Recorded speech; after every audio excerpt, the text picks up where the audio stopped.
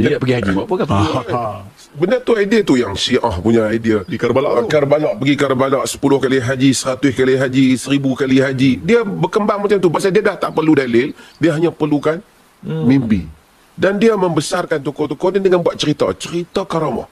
Karamah yang kita mengaji pondok dulu pun, dia pun ada pergi pondok juga. Memanglah ramai anak-anak murid ni dia suka cerita tentang keajaiban Tok Guru ni, kan, tak apa. Tapi kadang masa tu taklah melampau sangat.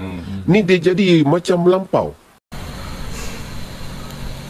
Turunan Nabi asli, orang mau percaya mau kagak dia turunan Nabi, ya saya tetap turunan Nabi, betul tidak? Lalu apa hubungannya dengan orang? Kenapa harus dipertahankan betul-betul orang meyakini bahwa saya turunan Nabi? Untuk apa? Hanya satu jawabannya,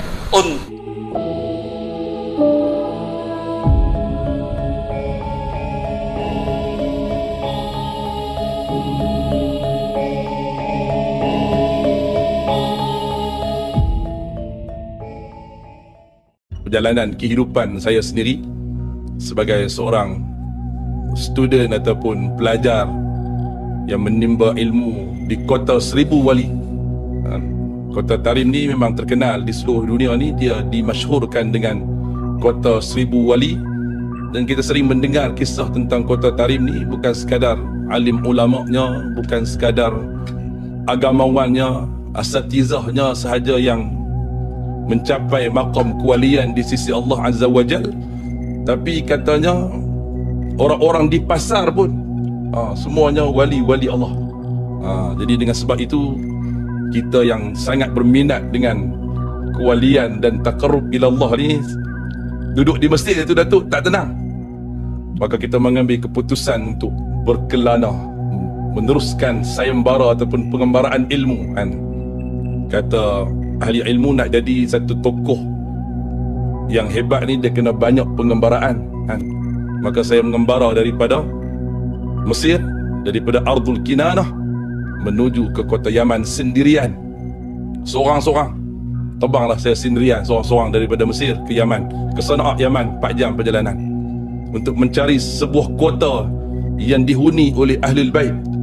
Habib lah Ahlul Bait daripada keturunan Husain bin Ali bin Abi Talib, daripada jalurnya Sayyidina Al-Muhajir Ahmad bin Isa, daripada anaknya yang bernama Ubaidillah, yang dikatakan berhijrah daripada Madinah ke Basrah, dan kemudian keadaan di Basrah juga tidak begitu baik untuk Ahlul Baitin Nabi. Bermimpi jumpa dengan Nabi SAW, maka Nabi mengisyaratkan untuk keluarga ini berhijrah daripada Basrah menuju ke Yaman. Sejak itulah bermulanya delegasi Ahlul Bait di kota Tarim melalui anak dia satu orang lagi nama Alwi bin Ubaidillah. Sebab tu keluarga ni dia namakan dengan Bani Ba'alawi. Adalah kesahihan yang menunjukkan tentang pembuktian mereka adalah Ahlul Baitin Nabi sallallahu alaihi wasallam, yang kita tak nafikan bahawa kita mencintai Ahlul Baitin Nabi sallallahu alaihi wasallam. Kesaksian eks-santri kota Tarim dari Malaysia. Ustaz Adnin Yahaya, beliau adalah seorang ustaz dari Malaysia, eks-santri kota Tarim. Bermula dari rasa keingintahuannya dan haus akan ilmu agama, tak main-main, beliau belajar langsung dari sang guru Al-Habib Umar bin Hafiz selama 4 tahun. Pada video ini, bersama Profesor Dr. Maza, Mufti Perlis Malaysia, Profesor Dr. Rozaimi Ramli, tokoh dan pakar hadis, dan Ustaz Rizal Azizan sebagai moderator. Ustaz Adnin bercerita tentang pengalamannya, sebagian kisah yang pernah ditemuinya di kota 1000 wali. Berkaitan dengan perkara-perkara yang dilakukan, kan. Perkara itu tidak ada siapa pun boleh menafikan. Tidak ada siapa yang boleh menafikan bahawa apa yang berlaku di dalam ajaran Habaib ini ada padanya tasyayuh. Ada. Seperti pengakuan panas, kubur lah yang paling mengerikan lah. Maksud kubur tu macam mana? Kubur boleh define guys sikit. Kubur ni upacara ritual di kubur. Yang dikatakan ziarah makam Hud tu. Macam tu. Tu Hud satu hal. Yang kubur Hud memang diziarah Kami ziarah setahun 2 kali. Oh. Setahun 2 kali. Setahun 2 kali. Kita ziarah pada bulan Syakban dan kita ziarah pada bulan Muharram. Ada kepercayaan apa-apa? Oh, dah jadi moderator pula ni. Saja tanya. tak apa. Berminat. Boleh? Kepercayaannya adalah sebab salaf Alawiyin menziarahi makam Hud. Itu saya. Tapi kubur para Nabi ni Itu tak ada lah. siapa yang dapat sabitkan dengan kubur Nabi Muhammad. Itu poin yang itulah macam kita sebut tadi lah, bila kalangan akademik sendiri pun mempercayai benda tu dan dia berhujah dengan benda yang sama berkaitan dengan mimpi dan berkaitan dengan apa, dengan yaqadah. Kan nanti ada kisah di kalangan Ahlul Tarim masyhur bahawa Nabi Allah Hud ziarah faqih muqaddam. Nabi Hud ziarah Faqih muqaddam. ziarah Secara yaqadah. ya qadha. Ziarah dan bagi tahu dekat Faqih muqaddam, illam tazurna zurnak. Kalau hampa tak nak mai ziarah aku yang akan mai ziarah hampa. Jadi Faqih muqaddam dihimpun anak cucu cicit dia malu kepada Nabi Allah Hud. Jadi kita jangan biar Nabi Allah Hud keluar daripada kubur lah. Kita biar dia stay di kubur tu. Jadi kita kena pergi kat dia. Kita pergi kat dia. Okey. Maka ziarah tu dia bermula pada bulan Syakban. Dia ada sempena dia ada sempena dengan tazkiyatun nafs. Menjadikan lembah Hud tu sebagai tempat penyucian jiwa, tempat isti'dad untuk istiqbal Ramadan. Jadi, Apa yang dibuat? kita pergi situ kita akan beribadat. Oh, tak ada mandi-mandi tak ada lah. Ada itu sungai itu kita kata untuk pembersihan badan je lah. Okey. Tapi Tak ada ada lah. kepercayaan. Ada kepercayaan ke tak? kepercayaan sungai Hud dikatakan nahar min nahril jannah kata orang tadi. Sungai Hud tu adalah satu sungai daripada sungai-sungainya syurga. Tapi yang menariknya adalah siapa yang boleh verify Ya. itu adalah kubur Nabi Hud. Itu yang pertama. Yang keduanya bila disebut kota 1000 wali ni kan, siapa yang verify? Ke sendiri self claim je? Sendiri yang claim. Masing-masing klaimnya dalam kelompok Alawiyin mereka klaim hal yang sedemikian di atas sesuatu perkara yang berlaku yang juga tidak ada siapa yang boleh verify. Dan tidak ada siapa yang boleh verify perkara tu. Dan Hud tu dijadikan sebagai tempat untuk bermunajat, tempat untuk bagi salam dan sebagainya, tempat untuk memang kita akan Bermunajat artinya pergi berdoa di situ. berdoa di situ, kita akan sembahyang di situ, kita akan buat maulid tepuk kompak di situ. Dia macam saya kalau anda tengok macam dia macam ada majlis ni untuk ahli ni kan, keluarga ni. Ya. Ni keluarga, semua keluarga macam dapat habuan Dapat habar masing-masing. Dia panggil dia ada ziarah. Ziarah untuk Dia ada keluarga ziarah dapat. hari pertama ziarah keluarga Balfaqih, nanti ada ziarah keluarga Idrus Supaya semua orang kira dapat habuan lah. Dapat, Tapi tak apalah. masing-masing akan ikut. Last sekali ziarah keluarga Syekh Abu Bakar bin Salim. Dulu tahun 2000, maka Nabi Hud tu keadaan masakin sekeliling bukan sebanyak hari ni. Tapi selepas 20 tahun hanya di atas satu kenyataan seorang Habib, kalau tak salah Habib Alwi bin Syihab menyebutkan man bana baitan fi Hud banallahu lahu baitan fil jannah. Zaman yang hafal pula.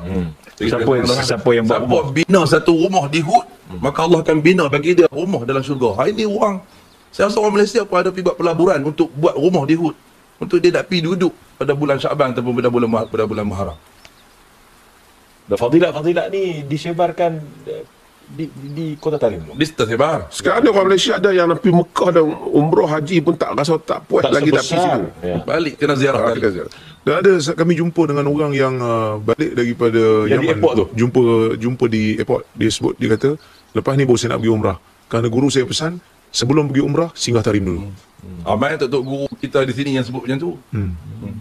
Dia kata, kenapa kita pergi Tarim? Dia kata, cuci jiwa dulu. Pergi umrah tu bukan untuk cuci jiwa. Mukaffiratun ma bainahuma kan? Disebut dalam hadis. Artinya umrah benda yang adalah di umrah kepada umrah memadamkan dosa kafarat, dosa apa, semua tu tak menjadi berbekas dalam hati mereka, sehinggalah mereka pergi ke tempat yang mana mimpi kata itulah tempat terbaik. Mimpi itu pun bukan mimpi mereka. Mimpi orang yang dakwah dia mimpi. Siapa pun tak boleh nak verify mimpi. Ya. Siapa pun tak boleh nak mengesahkan setiap hujah dan juga kenyataan. Siapa yang nampak dan siapa yang mula buat, siapa dan sekian. Setiap tahun akan berlaku perubahan dan perubahan.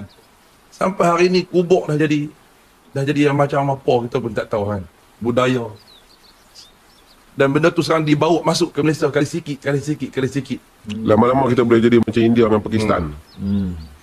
Kalau kita tak ni. Sebab ada ditulis dalam sebahagian daripada buku aliran Sufi ni yang mengatakan menziarahi kubur yang dipanggil sebagai kutub lupa nama dia, tapi dia katakan, dinukil dalam kitab dia. Dia kata ada syekh daripada Maghrib mengatakan pergi ziarah kubur kutub tersebut, wali kutub tu lah, dia punya ganjaran seperti melakukan haji berkali-kali. Jadi nak pergi haji buat apa kan? Benda tu idea tu yang Syiah punya idea. Di Karbala tu. Pergi Karbala 10 kali haji, 100 kali haji, 1000 kali haji. Dia berkembang macam tu pasal dia dah tak perlu dalil, dia hanya perlukan mimpi. Dan dia membesarkan tokoh-tokoh dia dengan buat cerita karamah yang kita mengaji pondok dulu pun, dia pun ada pergi pondok juga. Memanglah ramai anak-anak murid ni dia suka cerita tentang keajaiban Tok Guru ni, kan, tak apa. Tapi kadang masa tu taklah melampau sangat. Ni dia jadi macam melampau. Turunan Nabi asli, orang mau percaya mau kagak dia turunan Nabi, ya saya tetap turunan Nabi, betul tidak? Lalu apa hubungannya dengan orang? Kenapa harus dipertahankan betul-betul orang meyakini bahwa saya turunan Nabi? Untuk apa? Hanya satu jawabannya, untuk kehormatan dan materi yang ingin dia dapatkan dari pengakuan itu. Dan masanya sudah selesai yang demikian itu untuk Wonogiri, yang lain belum. Biarkan yang lain dalam perasaannya yang terjaga, sehingga dia dilahirkan oleh ibunya sebagai manusia merdeka, hari ini masih terjajah oleh kedustaan yang diciptakan. Tapi kalau orang Wonogiri juga di pojok-pojok, saya belum yakin juga sama Kiai itu. Enggak apa-apa. Dan kita jangan marah dan jangan sampai menyalahkan orang yang belum percaya kepada penemuan ini, kesimpulan ini. Jangan kita menganggap dia ini adalah orang lain. Tetap, karena nilai kesadaran frekuensinya berbeda sesuai dengan keadaan jiwanya. Tidak bisa kita serta-merta menyalahkan orang yang dia sejak kecil diingu oleh seorang Habib, ngaji pada seorang Habib, Habibnya kebetulan baik, nggak pernah berbuat salah. Kemudian hari ini kita mengatakan Habib itu bukan turunan Nabi, kemudian dia marah pada kita, kitanya balas marah. Jangan. Karena apa yang dia ketahui, orang Habibnya itu baik. Kan Habib itu walaupun nasabnya palsu, nggak mesti orangnya semua jahat, enggak, pasti ada yang baik. Manusia itu semuanya punya kecenderungan kebaikan dan keburukan yang sama, anak siapapun dia. Dan potensi seseorang anak Adam untuk menjadi orang besar dalam kehidupannya, anak siapapun, keturunan siapapun sama. Buktinya turunan Nabi juga banyak yang mabok. Orang ngaku turunan Nabi tapi mabok. Ngakunya turunan Nabi, mabok, katanya harus kasih beras, katanya kakinya lebih mulia daripada sorbannya kiai, walaupun dia tukang mabok. Naudzubillah, tidak ada ajaran Islam seperti ini. Kalau ada narasi-narasi yang demikian, itu adalah narasi penipu-penipu dari orang yang mengaku turun Nabi, padahal Nabi lebar dari dirinya, tidak ada kaitan antara dirinya dengan Nabi dari silsilah nasab dan akhlak, tidak ada. Yakin, serakin yakinnya 100% orang semacam itu yang mudah mabok, mudah menghina orang, mudah mengintimidasi, tidak suka direndahkan, kalau direndahkan sedikit aja marah, maunya dimuliakan. Itu bukan ciri genetik Rasulullah Muhammad SAW. Genetik Rasulullah itu genetik tawadu, bijaksana, sopan, jujur. Ada yang menghina dia senyum, itu genetiknya Rasulullah. Dan genetik Rasulullah itu miripnya bukan dengan mereka, tapi miripnya orang Wonogiri. Kalau dia dagang bakso, ada yang utang, senyum, bayarnya besok. Besoknya ini mangkok ditempahin dengan dia. Ini akhlak orang Jawa itu asbahul akhlaqi bin Nabi, sallallahu alaihi wasallam. Cuma ketawaduan ini sekarang jangan dipakai 100%. Orang yang terlalu tawadu gampang dijajah. Orang yang terlalu sopan gampang ditipu. Orang yang terlalu tawadu gampang dijajah. Orang terlalu sopan gampang ditipu. Sama dengan orang yang selalu husnudon, mudah sekali ditipu. Ada maling datang, kayaknya mau maling, bukan, kita juga boleh suudon, husnudon aja. Padahal tampangnya udah kelihatan, tampang maling kan pelangap-pelongo segala macam. Lah husnudon kita kan hatinya nggak boleh suudon pada orang. Akhirnya alhamdulillah laptop dan HP-nya hilang, lagi di meja. Dia ngambil air, dia balik lagi, laptop sama HP-nya sudah hilang oleh tamu yang dia husnudoni sendiri itu.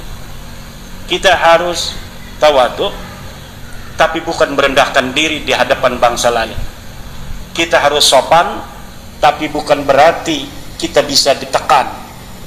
Kita harus berakhlak, tapi bukan berarti kita mau direndahkan. Kalau mereka ngomong anak perempuan mereka tidak boleh nikah dengan orang Wonogiri yang haplogrupnya O. Haplogrup O itu haplogrup orang Jawa, orang Cina, orang Jepang, turunan dari Prabu Brawijaya, itu haplogrupnya O. Turunan Prabu Siliwangi, haplogrupnya O. Kalau mereka mengatakan bahwa anak perempuan mereka tidak boleh nikah dengan orang Wonogiri laki-lakinya, maka mulai hari ini orang Wonogiri harus kompak. Tidak ada perempuan Wonogiri yang boleh dinikahkan dengan para pemalsu nasab. Kalau tidak nanti anak cucunya ya jadi tukang dusta itu. Mau anak cucunya jadi tukang dusta begitu. Harus kita ini berdiri tegak di hadapan bangsa yang congkak. Orang Yahudi dalam ajaran Talmud. Ajaran Talmud ini ajaran daripada penyimpangan dari ajaran Nabi Musa. Nabi Musa itu kitabnya Taurat. Setelah Nabi Musa wafat, ada orang-orang yang menyimpangkan ajaran Nabi Musa. Ajarannya disebut apa ditulis dalam kitab namanya Talmud. Di dalam Talmud ini diajarkan orang Yahudi adalah khairus syu'ab, sebaik-baiknya bangsa di atas dunia. Selain orang Yahudi adalah binatang. Tidak boleh perempuan Yahudi menikah dengan selain orang Yahudi. Selain orang Yahudi boleh dibunuh. Selain orang Yahudi boleh ditipu. Selain orang Yahudi tidak ada punya hak untuk hidup di muka bumi. Dibunuh aja boleh, karena tidak mempunyai hak hidup di muka bumi. Dan selain orang Yahudi, menurut ajaran kitab Talmud, bukan keturunan Nabi Adam alaihissalam. Ajaran-ajaran penyimpangan dari ajaran Musa itu sekarang dikembangkan oleh orang yang merasa keluarganya, nasab keluarganya lebih tinggi dari nasab keluarga orang lain. Kalau ada orang Wonogiri, orang Indonesia yang masih menghormati keluarga-keluarga yang mempunyai pandangan merendahkan kita yang menghormatinya semacam itu bodoh banget itu orang Wonogiri. Udah direndahkan. Dia kalau melihat orang Wonogiri, gak level. Kitanya mah hormat, nyium tangannya, tapi dalam hatinya gak level. Dia bawa anak perempuan, kita ngeliatin anak perempuannya, lo turunan apa lo ngeliat-liat anak gua. Padahal kitanya menghormati. Tidak ada lagi mulai sekarang. Kita bangsa besar, kita turunan pembangun daripada Borobudur, kita turunan pembangun daripada Prambanan. Peradaban Indonesia yang besar di masa lalu melahirkan kita hari ini yang ada di muka bumi dari peradaban dan orang-orang yang besar di masanya. Dan tidak boleh orang Wonogiri, orang Jawa merendahkan diri serendah-rendahnya di hadapan bangsa lain, baik atas nama kemanusiaan atau atas nama agama. Tidak boleh orang Wonogiri, orang Jawa merendahkan diri